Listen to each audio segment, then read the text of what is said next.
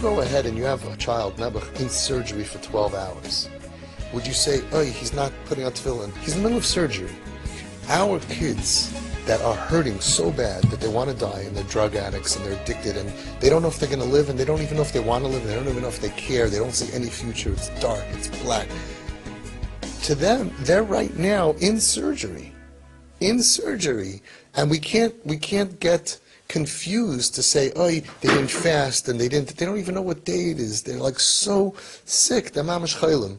And as much as we say it, we are so good when it comes to physical illness, and we're still, and even me, and I say it every single day, we're so bad when it comes to emotional illness and psychiatric illness. We still think he could do better, and don't let him take advantage of you, and he's going to take advantage of you. We still don't get it, and we don't apply it. Most of the work that we have to do, now that unfortunately we're dealing with an emotional holocaust, where Hashem, for some reason, unleashed emotional pain in the brain to Klal Yisrael in the last 20 years, basically.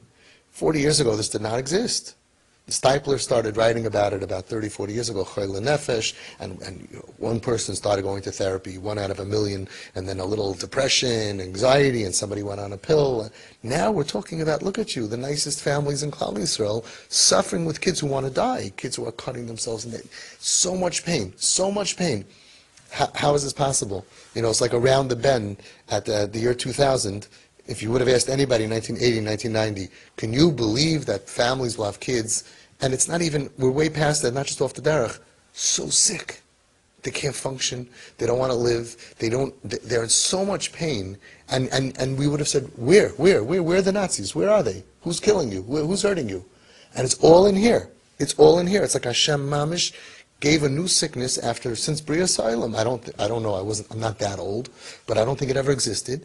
And we came to America, everybody was great. We were rocking. The Ger Rebbe told me, I met him, this is going back 7 years ago, the Rebbe said, Amul was getting frimmer and frimmer. He said, I don't know what happened. Everybody was getting frummer and frummer. The 60s, the 70s, the 80s. Sounds like one of those stations. The best of the 60s, 70s, and 80s, right? And it's like everybody was more kailul, and if you're going to even think about working to support your family, you're a shegitz, you're going to sit and learn and cut. And everybody went to the right. Everybody. And everything was good. And people were happy, and all of a sudden, boom. Drugs, drug addicts, problems, depression, and today it's like evolved into this. This calls that I get every single day, the stuff that I get, people texting me, it is so disgusting, it's so painful. What you did for your child is, first of all, we can alleviate a lot of their pain. We can also be support, and we can heal them to a certain degree. But even if chas v'shalom, we don't heal them at all. Shouldn't a kid in a hospital wake up at 4 o'clock in the afternoon, wake up in the hospital with the IV and the medicine, shouldn't he see his mommy and his tati there for him saying, what can I do for you? Instead of, why are you getting up so late? What are you doing? Why are you being such a bum? Why are you lazy? Can you imagine criticizing a sick person? We don't criticize people who have fever. And yet we criticize people with emotional and psychiatric pain who want to die and their fever would be off the charts. We have to invent a thermometer for emotional pain. And then it would be so easy. You go to the kid, 117. Okay, you don't have to go to school today. You're not schlecht. You have a din of a chayla. We understand that. We can treat you. We can like you. And we're so confused.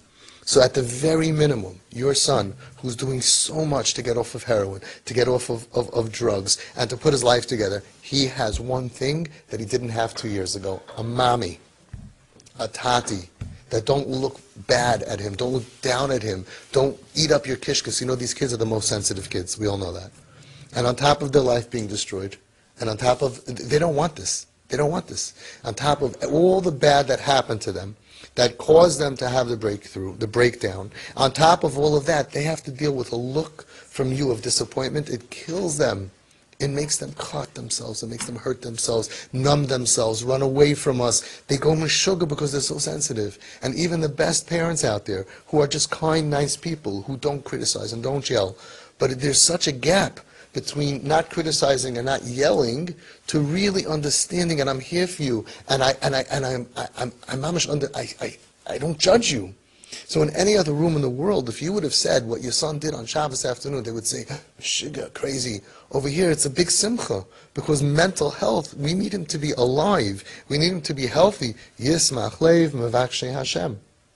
Of course, I'll say it 1,000 times like I say it every time. You have a shayla lahalacha, you ask your Rav. You have a very good das Torah. Are we allowed to give the keys on Shabbos? Are we not allowed to give the keys? How do we do this? How do we not? But for him to come out of his stupor of being sleeping all day and being comfortable enough, healthy enough to go out, we see that as such Baruch Hashem, Chazdei Hashem, that he got a little bit healthy, and we have to boost him and be there for him and show him lechatchila the same that we would do automatically for somebody with physical illness. That's what they deserve. And now that you're trained and you look at them that way, you look at these kids who are suffering, and on top of all their pain, they have a mother and a father who are just, you don't have to say anything. That's what people don't chap. They say, what did I say? What did I do? Just looking at them like, this is my nachas. The eyes talk, yeah. But when you walk in the room, they know before you open your mouth if you're for me or you're against me. If you understand me, if you're with me and you're compassionate to me and you feel my pain, or if you're thinking al hanar haza lo yispalalti. And let's remember, they didn't ask for this. Somebody did this to them. And then on top of that, they should think like, you're my disappointment. Anybody would go to a child who has cancer, Rahman al-Islam, and make the child feel, al hanar haza lo yispalalti, even if you have to spend all your money, and even if you have to spend 5 years in a different city, sitting and eating hospital food and sitting there, you would never blame the patient. You can't be mechanech a sickness. You can't blame the patient. And you have to be so compassionate. What did this to my kid?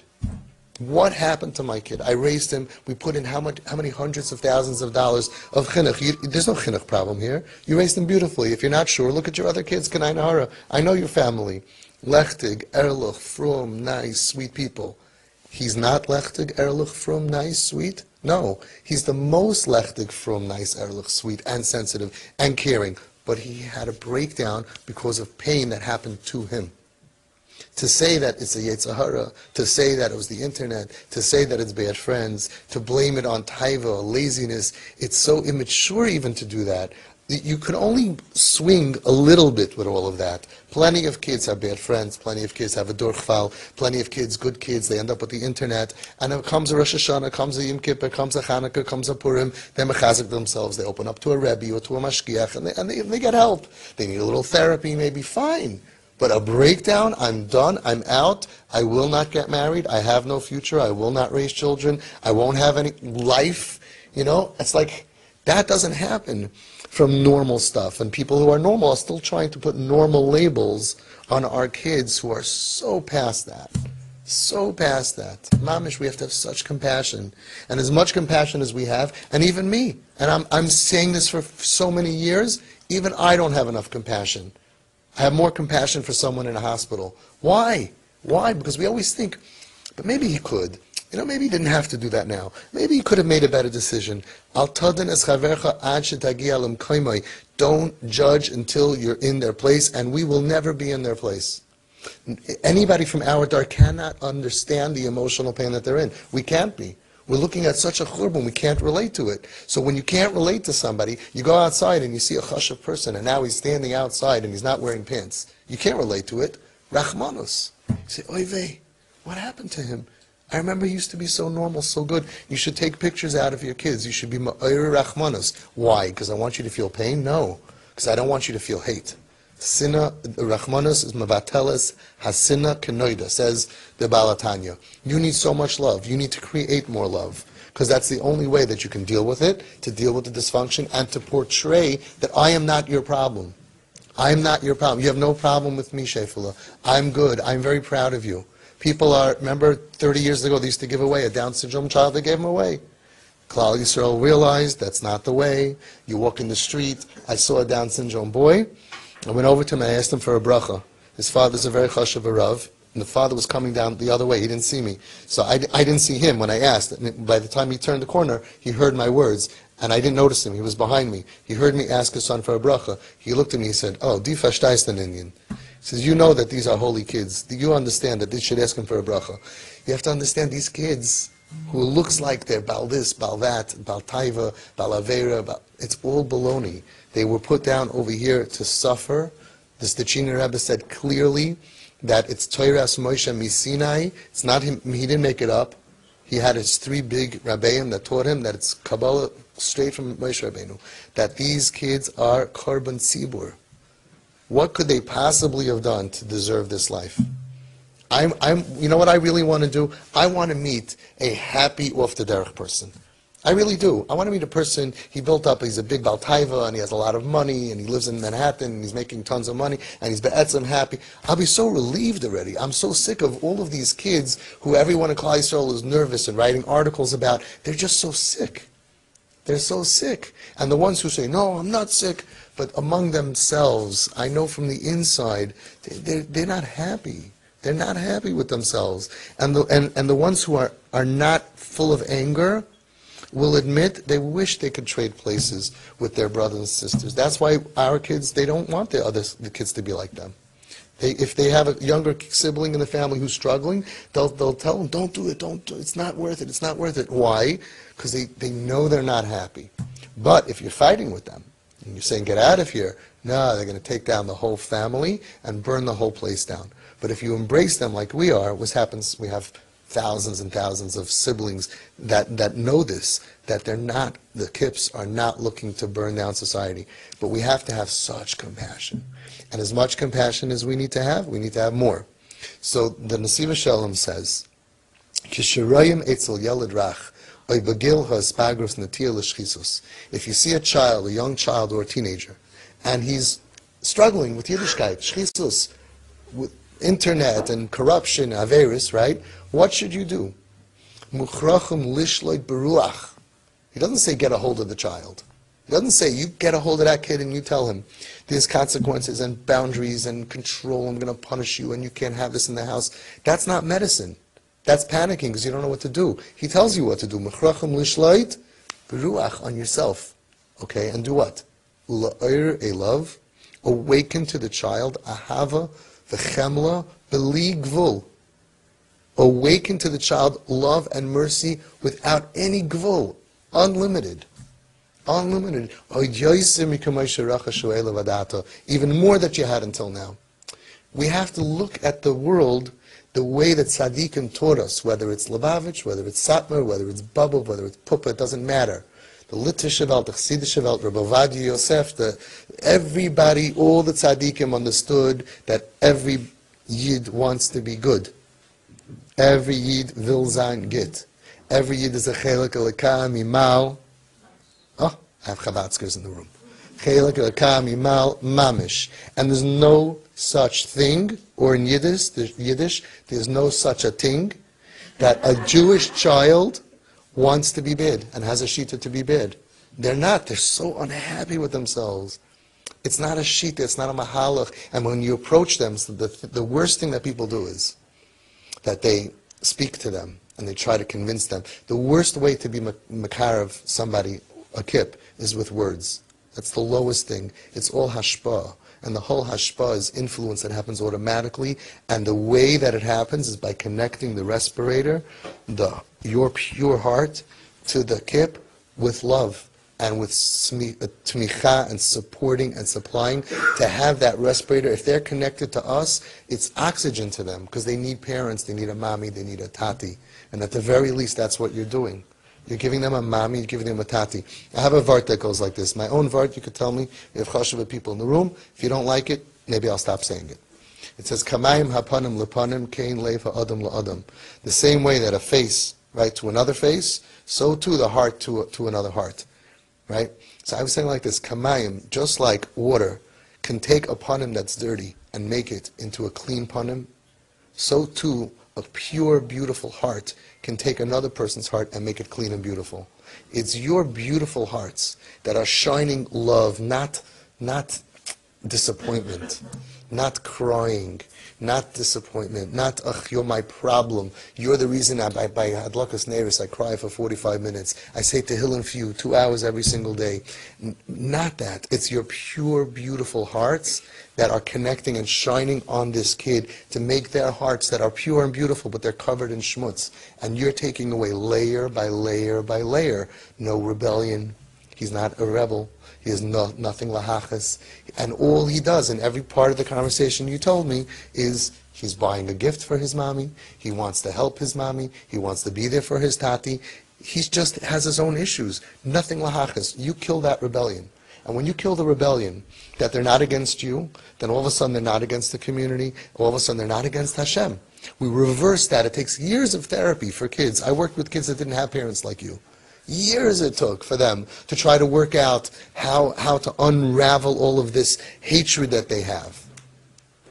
Tons of hatred and confusion because you hated me. Why did you hate me? What did I do so bad? And I always ask parents, your kid ever really hurt anybody, ever does anything to hurt anybody? You have so much pain because of the way they act that was not their fault. But are they bad? They hurt somebody in their life? They're evil people? No. So they say, why do you hate me? In the name of what? In the name of the neighbors, I hate the neighbors. In the name of community, I hate the community. In the name of Torah, I hate the Torah. In the name of Hashem, I hate Hashem. We cause them to hate everything because we're looking at them instead of being there for them with understanding and compassion. We look at them like you're bad and you're evil, all in the name of things, and it causes them to hate all of that stuff. So we create enemies of Klal Yisrael. We create people who are dedicated to ripping down Klal Yisrael. And I don't believe in right? What was it? The Rayatz or the Rashab, the God that the atheist doesn't believe in. I also don't believe in. Right? Their community and Torah and all of that these kids hate, I also hate.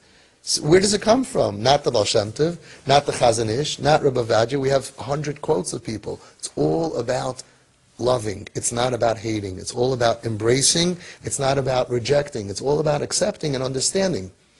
Why were we bad at this? Not because Klal Yisrael is bad, because we're not used to this. 25 years ago, basically, it didn't exist. And all of a sudden, we have kids who are smoking on Shabbos. We don't know what to do with them. So we have to relearn. We have to be Megala. It's all in the Torah. It's all in the Nigla. It's all in the Nister. It's every Medrash is like that, and every Chassidish Sefer, and every Litvish Sefer. It's all there.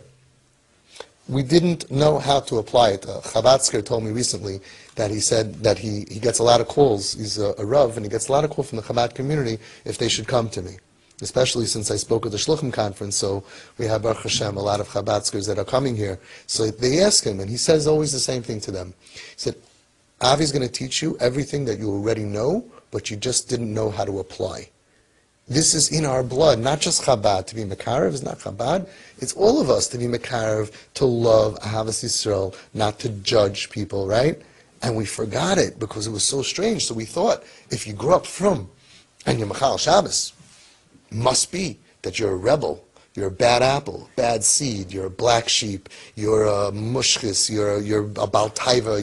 You know what you would think if you don't know the sugya? That somebody goes off the derech and hurting the family, such a rebel, I mean it's a very rebellious thing, right? Must have really thick midos, really corrupt midos, not care about anybody or anything. But it's not true. They care so much. They care so much about everybody. They can work for finally, after 10 years, they can finally get a job. They can work for a month. They can walk out with a paycheck, for the first paycheck in 10 years. And on the way out of the office, they'll see a homeless guy, and they'll give him the whole thing. These are Rishayim. These are Tzaddikim. These are our hearts that we can learn from, compassionate people. And they care about everything and everyone that's an underdog. They care about the homeless, and they care about the stranded dogs, and they care about any, and not because they're liberal or whatever, because they know what it's like to be judged. They know what it's like to not be given a chance. They'll fight for everybody that there's a bigger power that's hurting them. They will defend them. Because that's the story of their life. That's their experience of life. That, yeah, I used to be a regular person. I got sick because I got hurt. Nobody saw the sickness because there's no x-ray. And then everybody around me started looking at me. What's wrong with you? whether we did it pam ba'onis, pam b'ratzain, pam b'shogig, pam b'mezid, whether we did it bekas, we did it nice. Now that you get it, right, then you realize that even if you did it in the nicest way possible, think about the pain of the child. So let's give an example. A guy has a limousine company. He has 100 guys driving around limousines, and he sees on his computer where everybody is. And all of a sudden, he sees on the side of the road, one of his limos is there for half an hour, 45 minutes, an hour. He says, oh, this guy's trying to take advantage of me. He's lazy. He's bad. He's manipulating me. He says that he's going on a call, and meanwhile he's on the side of the road. So he puts it into his Waze, and he goes there, parks right behind the guy, goes up to the window, knocks on Mohammed or whatever the limo's driver's name. Remember this? Rolls down the window, right? Now it's this. But our kids are going to say, why would you do this? Why couldn't you just think, window, go down? So they're going to be like, really? You had to use your finger? That's like so much work. Okay? So the guy rolls, and you say, what's the matter with you? I thought you were supposed to go, and you could have been. You know what you could have been? You were my best driver, and this is the way you're going to act, and you're wasting your life on the side of the road. Look at the highway. Everybody's going and accomplishing and getting places, and you're wasting your life. You give azah shmooze. Right? And he tells you after you finish your shmooze, hello, I have a flat tire. Why do you think that I would just stop? Why were you dan lekaf chayiv? Why would you assume that all of a sudden, you know me, I'm a driver for 10 years, 15 years, do you think I just decided to become lazy and watch a movie on the side of the road? Fine, so we understand that that's not the way to deal with it. But now let's understand how you deal with it, those of you that are nice, in a nice way. You knock on the door, Muhammad rolls down the window, and you tell him, no, this is the way you want to spend your day. You know, you have such potential. Anybody use the potential word? You have such potential. Right? Used it? I get chills from it. You get mamish cry. You have such potential. And this is what you're doing? Really? Come on. And you start giving chizuk, right? Don't you think that now it's time, you're ready on the side of the road, take us, not to slam in the hantaran, you have to become a serious thing, and you have to go ahead and take it, come on, take it seriously, right? We have a lot of work to do today. It doesn't pass for you, side of the road. Somebody else I could understand. You're my best worker. After you finish that beautiful shmooze, look at you. I have a flat tire. You have to understand, even when we approach kids with the nicest intentions, it's all the assumption that you could do better. But they can't. Why can't we just understand that they can't? If they could, they would. So then they say, oh, so everybody's okay, whatever they do, but you can't understand the difference between a little bit lazy and a little bit bad midos and totally dysfunctional and totally not able to move and not able to function. It's different if you have a bacher who's doing great and once in a while he's a little bit lazy and he doesn't want to, and you have to be ma'ir him, my kriyash, wake up. No, we can discuss that at a different time, how you should do it. But someone who says, I'm done, I'm out, I'm giving up on my whole life, I have no future, I'm not getting married, I'm not going to have children, my whole life, I mean, what do they think they're going to look like at 80 years old? Who's going to come visit them in the old age home? They give up on all of that. They don't understand what we understand, chashivas of life and Torah and this world and that world. You think they forgot it all? So even if you approach a child in such a nice way, it's all based on a huge misunderstanding. This whole sugya, off the derech, is a misunderstanding. I've never met a kid who was off the derech. Someone sick is not off the derech. Someone who's dysfunctional is not off the derech. Someone who's molested is not off the derech. People can't, it's a functioning problem. I'm not going to get into what they're called, what category of Gershon Edelstein says they're anusim. That's good enough for me. But I'm not in the Bezin Shalmala. I hope not to be there for a long time. I'm not in the Bezin Shalmata. But we have to have, if you're a Bezdin, fine, then judge it correctly. But if you're not going to be a Bezdin and take everything into consideration, and you're just going to give a judgment, then why judge against them? Why not assume that it's probably a very good reason that they can't function that way? And I could tell you, if I went through what they went through, I would be much worse. That's why you have to be a little bit humble. But I mamish believe that. Think about your kid. You think you could do better? Given their strengths and the weakness of this dar, and then going through what they went through, and if you don't know what they went through, look at the symptoms. If someone has 15 symptoms of trauma, it's trauma. You have to treat it based on the symptoms. Look at them.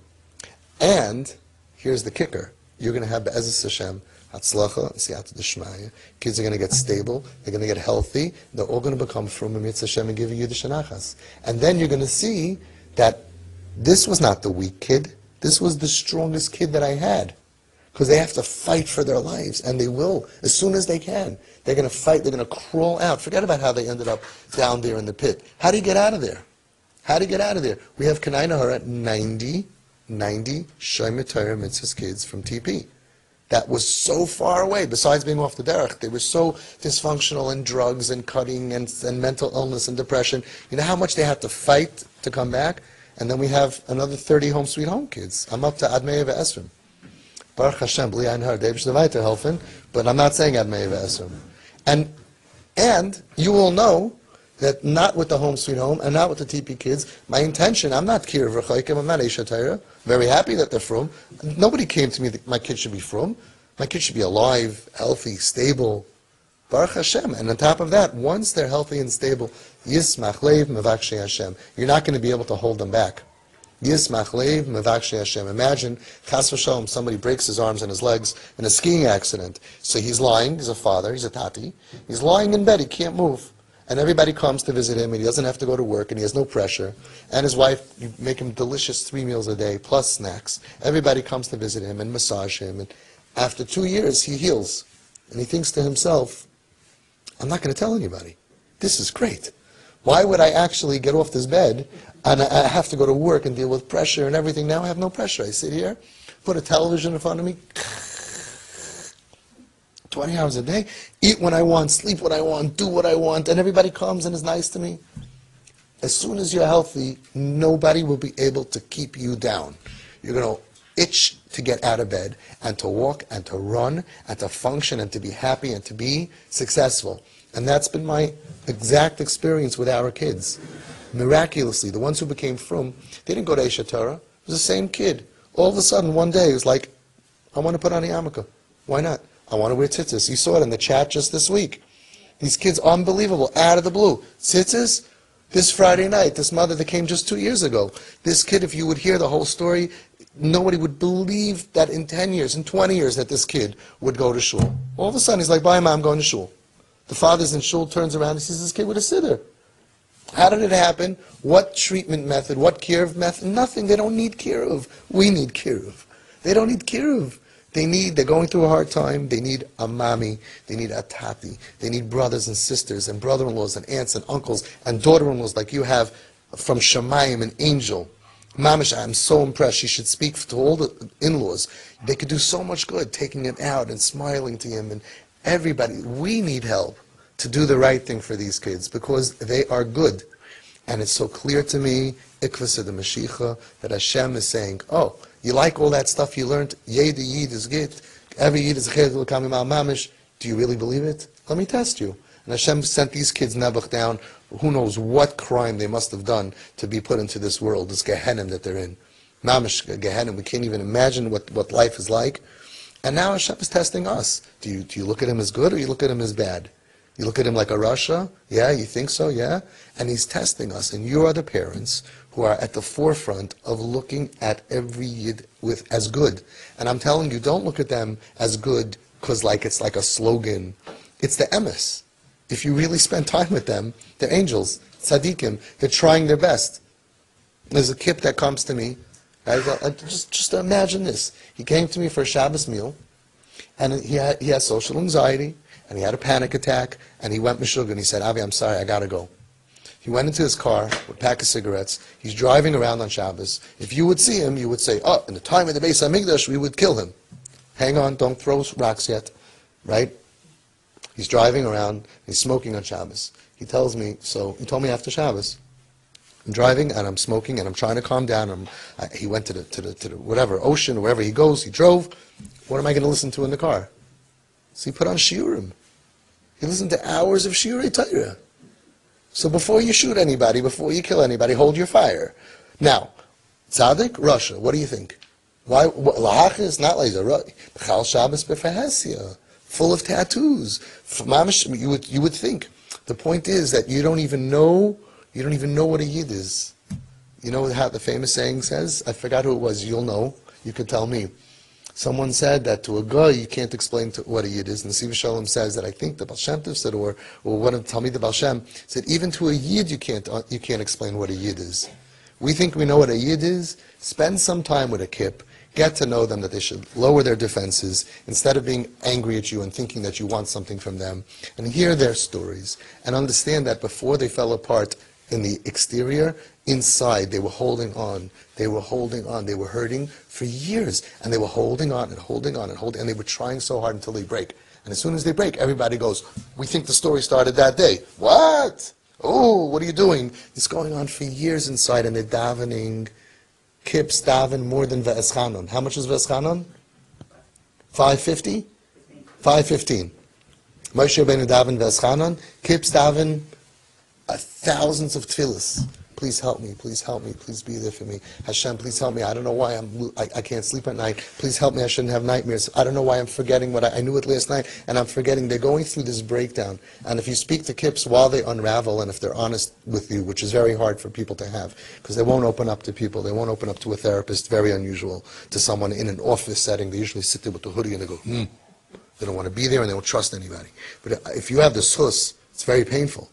To hear the voice of the kip unraveling like I have, and they see how all of a sudden it's like, literally it's the same as somebody with ALS. Rahman al-Islam, all of a sudden, I can't move my right arm anymore. Can you imagine somebody getting sick and he tells you, I don't know what happened, I can't move my right arm. That's how they tell me. They say, all of a sudden, I used to be best in davening, I can't daven anymore. I can't concentrate. I don't know why. I used to love learning. All of a sudden I come to yeshiva and I can't learn. The kids, they speak about their pain and nobody knows how to stop it. We just know how to criticize. Isn't that crazy? We can't. We have to understand Chayla Nefesh. We have to understand that Hashem is making our brains of our children, and I can't even imagine what the next star is going to be like. They're broken. We can't deal with pressure. There's depression, anxiety, OCD, borderline personality disorder, BPD, bipolar, all of these things. The psych wards in the whole world are full of Jewish kids. Rahman al-Islam. Anybody here growing up ever heard of a kid in a psych ward? A Jewish kid in a psych ward? Never. Now you go to any psych ward, I don't care what day, I don't care where it is, and you go in the hallway, and you say, Shema Yisrael, Hashem Elokeinu Hashem Echad, you'll hear it back. Like after the Holocaust, the stories that they went to the convents. Rahman al-Islam. What is happening? That's what we have to daven. We have to not daven so much. We're not angry. We're not upset at these shefilach of these sick kids. We have to daven to Hashem. What is happening to our kids? Such a big percentage of kids in the psych wards, and they're addicted to substances, which is only because they're in pain, and now we think that they're addicts. When people call them addicts, I know how I felt. I thought it's a different type of person. It's not me. They're an addict. No, it's me. It's you. It could happen to anybody. You have so much pain and you can't sleep at night and you have nightmares and you're scared to sleep. So you stay up as long as you can and you sweat a whole night and there krechts a whole night and then you can't get up in the morning so you can't function. Everybody looks at you like a loser. You lose in your life. You don't know why. You can't be better and everybody thinks you're bad. So then, yeah, you're going to smoke weed and then you're going to get stuck on other stuff that's out there because you don't want to be in this world. And then everybody says, oh, he's an addictive personality. Baloney. Baloney, addictive personality, yeah, he would have been learning Daf Yomi 6 times a day with his addictive personality. He would have been very stark. We take all the milas and we use it against them. Rahman al-Islam. They're just in pain. They're just in pain. And what is the word addict? I'm just going to repeat to you what you already know from me. When the pain stops and you keep on needing drugs, that part is the addiction. Until you're out of pain, you're not an addict. So all these kids that they're stamped addicts and this kind of addiction, they're in pain. If I go to the dentist, I'm going to ask for Novocaine. I'm not an addict. And if the surgery, the cavity drilling doesn't take 10 minutes or an hour, it takes a year, I'm going to keep on asking for Novocaine because I can't take drilling without Novocaine and nobody else can either. I'm not an addict. When the pain goes away, which sometimes takes many years, Hashem should send them all refuah shalema. Hashem has to create. He created new sicknesses. Got to be new refuahs, right? And when the pain goes away, they're left with the, now I don't need this, but I'm stuck because I'm used to it. And that is so easy, except for heroin, Rahman al-Islam. But until heroin, we have kids, they detox for a week, and they're done. And we have hundreds of kids that got off weed for sure, plus hard drugs, without any rehab, without any AA, without any NA. Why? Because the pain went away, they got the trauma work that they needed, they have supportive family. You guys are putting pleasure into their mind. You're filling their mind with pleasure. So, what do I need it for? And they fight, and they're our strongest kids. Okay, so that's the way we have to look at them. Your job is one thing. You give them a tati and you give them a mommy, so that way when they're in pain, they could share with you. And they're not scared of you. You're not adding pain into their life. So I commend you. In the last 2 years, what you did is incredible. How you were able to change in spite of horrific situations. Horrific. That you were able to give your kid a mommy. You go to sleep at night, you can daven for him, and you can pray that he's going to get healthy, but until that happens, you know that you gave him a mommy and a tati. One of the first trainings, after the first training, the first bomb, a father came to me a few days later, and he said, Avi, I gave my daughter an iPhone. I said, no, you gave your daughter a daddy. And he told me, in her phone, she had him in the contact as Satan. She didn't have a daddy. And the wife was Satan's mistress. After this iPhone, she changed it without anybody saying anything to her. She changed in her contacts her father's phone number to Dad. You're not giving your kids stuff. You're giving them a mommy. You're giving them a daddy. Because without that, they have no chance of getting out of here.